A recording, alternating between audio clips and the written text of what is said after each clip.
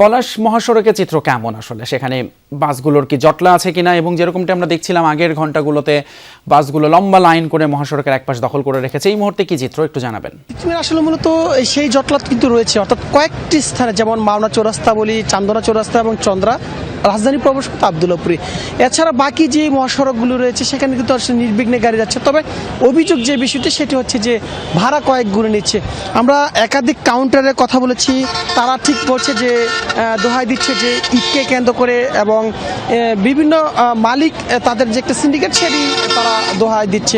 তবে দুপুর নাগাদ আমরা দেখছিলাম যে এখানে কিন্তু গাজীপুর মেট্রোপলিটন পুলিশ কমিশনার এবং স্থানীয় এমপি যারা রয়েছে সংসদ সদস্য, তারাও কিন্তু দেখছিলাম এই অভিযোগের প্রেক্ষিতেই তারা একটি টিম গঠন করা হয়েছে। সেখানে 600 স্বেচ্ছাসেবী হিসেবে নেতাকর্মীরা কাজ করছে, অর্থাৎ প্রত্যেকটি কাউন্টারে গিয়ে গিয়ে যদি অধিক ভাড়া আদায় করা হয় সেক্ষেত্রে তারা প্রশাসনিক মাধ্যমে সেটি ব্যবস্থা নেওয়া হচ্ছে। তাছাড়া কিন্তু আমরা দেখছিলাম যে এই যে ঢাকা ময়মনসিংহ মহাসড়ক এবং ঢাকা টাঙ্গাইল সড়ক, গাজীপুর দিয়েই কিন্তু আসলে 31টি জেলার মানুষ এই রাজধানী থেকে ছেড়ে যাওয়া হচ্ছে। দেখছিলাম গত 2 দিন যাবৎ যে চাপ ছিল সেটি কিন্তু আজকে কয়েক গুণে বেড়ে গেছে।